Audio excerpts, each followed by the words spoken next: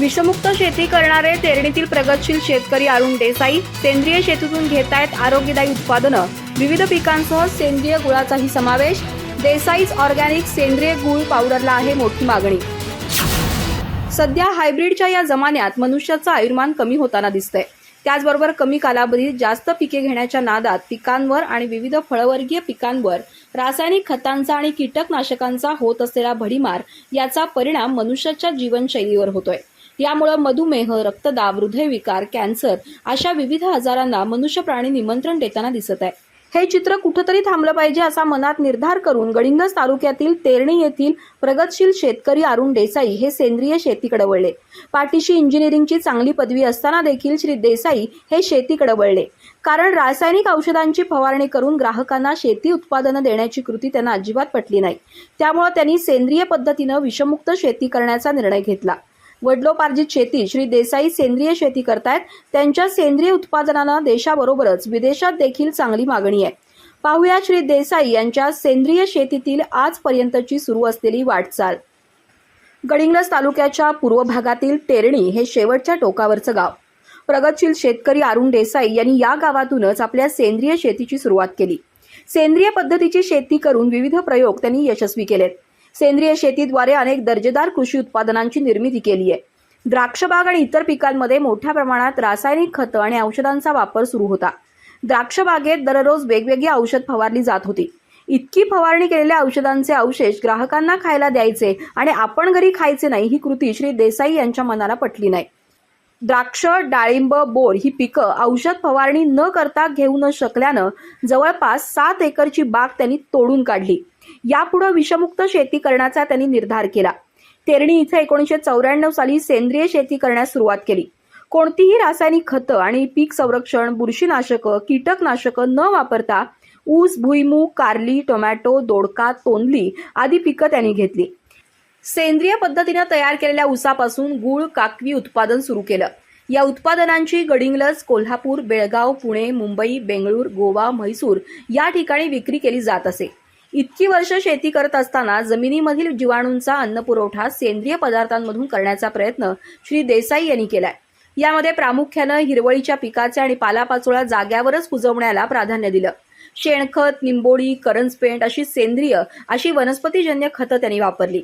या सेंद्रिय शेतीचा प्रसार आणि जागृती करण्यासाठी प्रगतशील शेतकरी श्री देसाई यांनी 2002 साली तेरणी इथं eco friendly organic farms cooperative सोसायटीची देखील स्थापना केली होती.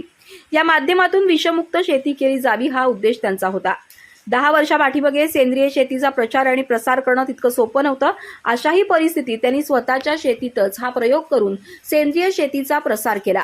आज सेंद्रिय शेती ही काळाची गरज बनली आहे हे सर्वांना कळतंय. प्रगतशील शेतकरी श्री देसाई यांनी विविध सेंद्रिय पिकांबरोबरच आपल्या गुऱ्हाळ घरात सेंद्रिय पद्धतीनं गुळ देखील तयार केलाय. विविध स्वरूपातील या गुळाला मोठ्या शहरांमध्ये मोठी मागणी आहे. नुकतंच केंद्रीय वाणिज्य आणि उद्योग मंत्रालयाच्या वतीनं भारतीय उद्योग प्रोत्साहन संस्था अर्थात ITPOच्या वतीनं देशाची राजधानी दिल्लीतील प्रगती मैदानावर आयोजित करण्यात आलेल्या भारत आंतरराष्ट्रीय मेळाव्यात अरुण देसाई यांच्या सेंद्रिय गुळाचा समावेश होता. दरवर्षी 14 ते 27 नोव्हेंबर या दरम्यान हा मेळावा आयोजित करण्यात येतो. मेळ्यात विदेशातील उद्योग दालनं आणि देशातील प्रत्येक राज्याची दालनं मेळाव्याचं खास आकर्षण असतं. मेळाव्याच्या माध्यमातून उत्पादकांना थेट ग्राहक आणि ग्राहकांनाही थेट उत्पादन मिळतं. यावर्षी वसुधैव कुटुंबकम युनिटी इन ट्रेड या मध्यवर्ती संकल्पनेच्या धर्तीवर महाराष्ट्र दालनही सजवण्यात आलं होतं. कोल्हापूरचा मसाला, गूळ, चप्पल, सांगलीची हळद, मनुका, चटई, नागपूरचे संत्रे, महाबळेश्वरचे मध, पैठणची पैठणी यासह राज्यातील विविध पारंपरिक वस्तूंना भारत आंतरराष्ट्रीय मेळाव्यात वाढती मागणी दिसून आली. अरुण देसाई यांच्या सेंद्रिय गुळाला देखील मोठी मागणी दिसून आली. महाराष्ट्र दालनात एकूण 48 स्टॉल लावण्यात आले होते.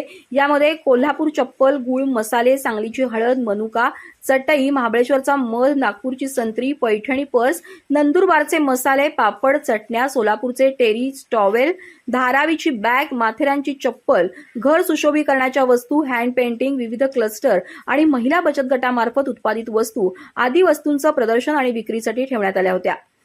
रासायनिक खतांच्या माध्यमातून मनुष्याच्या शरीराची होणारी हानी टाळण्यासाठी तेरणीसारख्या गावातून सेंद्रिय पद्धतीचा वापर करत विषमुक्त शेती करण्याची श्री देसाई यांची धडपड सध्याच्या घडीला निश्चितच काळाची गरज बनली आहे.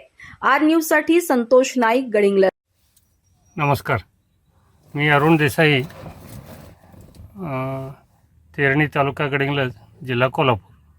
मी 1981 साली बी इंजिनिअरिंग मेकॅनिकलमध्ये संपवून तेरणीमध्ये माझ्या वडिलोपार्जित शेती बघण्यासाठी म्हणून आलो आणि त्यानंतर साधारण 10 वर्ष विद्यापीठाच्या विविध शिफारसीनुसार, मग ते आपलं जे शिवाजी विद्यापीठ असेल किंवा आपल्या कर्नाटकाच्या हुबळी धारवाड येथील कृषी महाविद्यालय असेल, या ठिकाणी भेटी देऊन अद्ययावत अशी जी माहिती मिळते त्याचा उपयोग करून या ठिकाणी शेती करण्याचा प्रयत्न केला.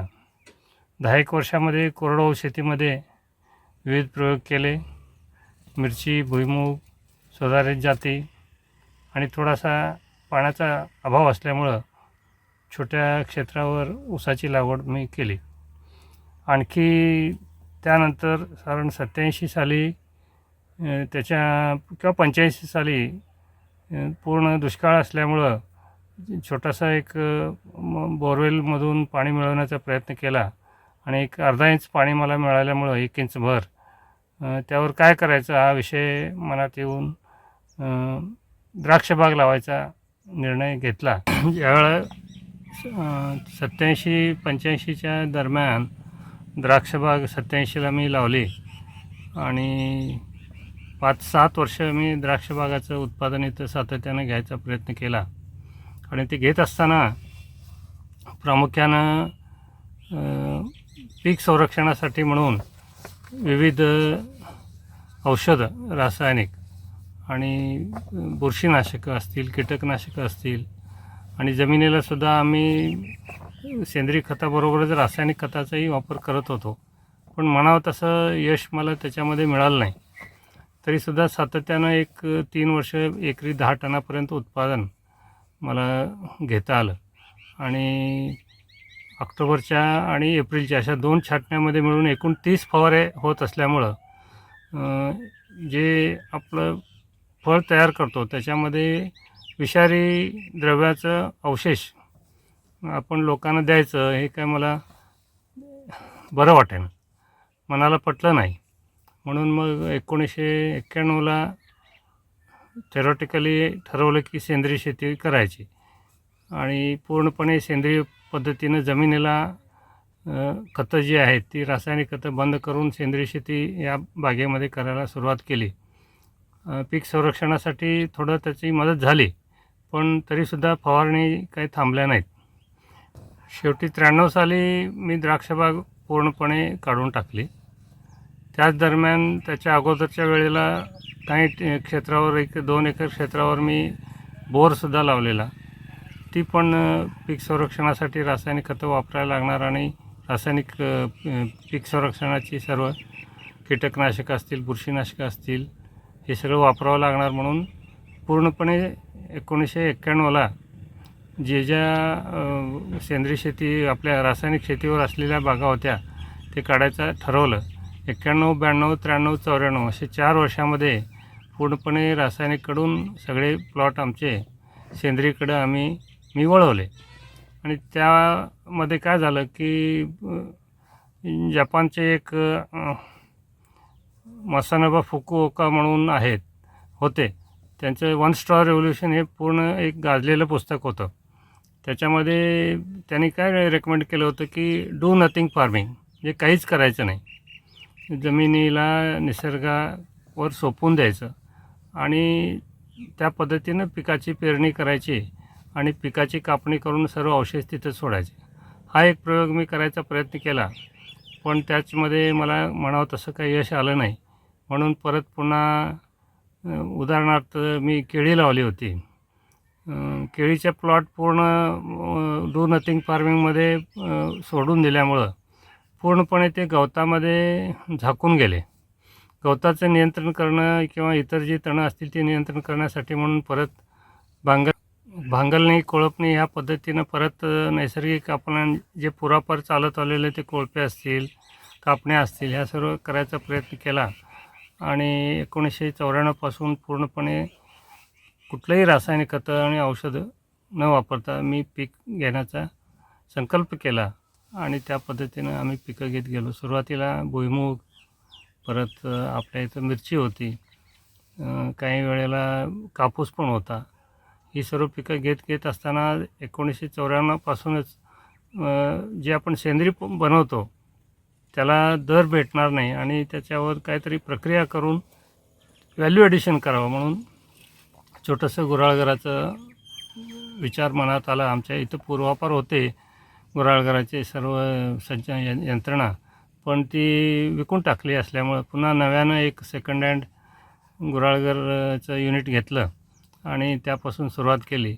94, 95, 96 अशा 3-4 वर्षामध्ये आमच्या इथं ते साहित्य नसल्यामुळं मी इथून परत एक 6 ट्रकभर 6 वेळा कोल्हापूर नागदेवाडी म्हणून एक तिथे मित्राच्या गुऱ्हाळघरावर तिकडे जाऊन काही वेळा 1 वर्षी गूळ करून आणला. एका वर्षी आपल्या चंदगड तालुक्यामध्ये जाऊन आलो. एका वर्षी हुक्केरी तालुक्यामध्ये. असे 3-4 वर्ष बाहेरगावी जाऊन मी गूळ करून त्याची विक्री करायची प्रयत्न केला. सुरुवातीला फार मोठ्या अडचणी आल्या. सेंद्रिय शेतीचं प्रमाणीकरण करून घेण्याची जी पद्धत आहे त्याच्यामध्ये national centre of organic farming म्हणून दिल्लीला एक संस्था आहे. त्याच्यामध्ये रिजनल सेंटर जे प्रादेशिक संस्था आहे ती नागपूरमध्ये आहे. त्यांच्याही मार्फत आपल्या गडिंग्लज, चंदगड, आजरा या 3 विभागातील लोकांच्यासाठी म्हणून काम करावं या उद्देशानं मी 2002-03 साली eco friendly organic farmers cooperative society या नावे एक छोटीशी संस्था रजिस्टर करून घेतली आणि त्याच्यामार्फत 10 दिवसाचे असे कोर्सेस आपण गडिंग्लज आणि चंदगड, आजरा या तिन्ही तालुक्यातील कृषी विभागाच्या लोकांच्यासाठी म्हणा किंवा काही शेतकऱ्यांच्यासाठी म्हणा असे 20-20 लोकांचे 2 बॅच आम्ही शिकवण्यासाठी विविध त्यातले तज्ज्ञ मंडळी बोलवून आणून त्याचा निवासी प्रशिक्षण वर्ग पूर्ण केला. NCOF मार्फत त्यावेळी आम्हाला थोडा निधी मिळाला होता आणि त्यामार्फत त्या संस्थेमार्फत आम्हाला काही काम करायची इच्छा होती, ती पूर्ण झाली थोडी अंशी. पण म्हणावं तसा प्रतिसाद शेतकऱ्यांच्याकडून का मिळत नाही हा एक प्रश्न आहे. कारण कुठल्याही शेतीमाल तयार झाल्यानंतर त्याची विक्री व्यवस्था जर सक्षम असेल तरच त्या शेतकऱ्याला पुढचं सर्व चक्र चालवणं सोपं जातं. अधिक माहिती आणि ताज्या घडामोडींसाठी आजच आमचे चॅनल सबस्क्राईब करा.